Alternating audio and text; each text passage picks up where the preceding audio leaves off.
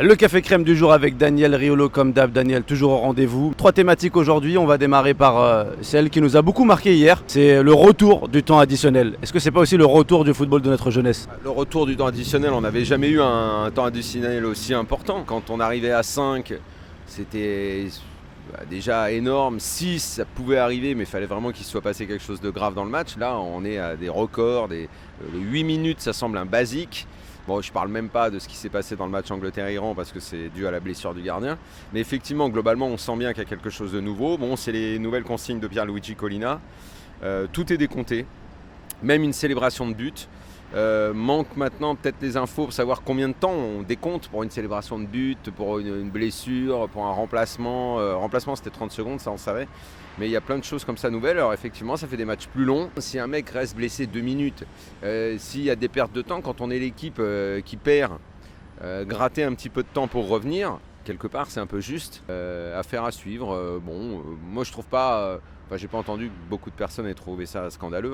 J'ai l'impression que tout le monde va peut-être trouver ça normal, quoi. L'Angleterre, t'as fait forte impression, je le sais. Alors tu le pensais aussi avant le match et je pense que ça a confirmé ce que tu ressentais sur cette équipe. Pour moi, la difficulté de cette équipe, ça a toujours été de constituer un vrai 11. Parce que quand on a autant de bons joueurs, quand vous avez autant de bons joueurs offensifs, aller trouver les 3 mecs qui vont être devant et puis qui vont avoir la pression, des gars qui sont sur le banc en disant « tu sais que je suis meilleur que toi, moi ». Parce qu'effectivement, quand tu as un Sterling qui regarde sur le banc, il voit Foden, ça peut faire des débats infinis. On en a vu un pour ce premier match, il a très bien fonctionné. Il y a des joueurs de talent partout. La doublette Bellingham-Rice, ça fait forte impression, mais c'est probablement parmi la meilleure doublette au milieu du monde. Beaucoup de gens vont dire les Anglais c'est très fort, c'était contre l'Iran. Attention, l'Iran n'est pas du tout habitué à prendre des tartes.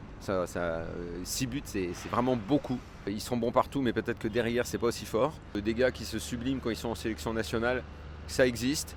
À voir maintenant, mais c'est vraiment la seule réserve que j'aimais sur une équipe que moi dès le début j'ai placée dans mes favoris. L'équipe de France qui fait son entrée dans la compétition avec un 11 probable, assez modifié, mais qui repose quand même énormément sur des cadres qui ont déjà gagné avec l'équipe de France. Comment tu sens toi cette mixité entre les petits jeunes qui arrivent et les cadres qui sont considérés comme vieillissants mais qui font encore le travail? J'ai envie de voir contre l'Australie, tout le monde aimerait bien que ça fasse un peu Angleterre-Iran, que dès le début on soit rassuré, mais c'est pas tellement habituel de la part des Bleus. On va voir si Griezmann, qui lui aussi est sur la pente descendante, peut retrouver un gros niveau avec le maillot bleu. C'est le match pour se lancer, c'est le match où on les attend. Et les premiers indicateurs à la compète, elle est là maintenant. C'est là que ça commence et c'est là qu'on va voir vraiment de quoi cette équipe de France est capable.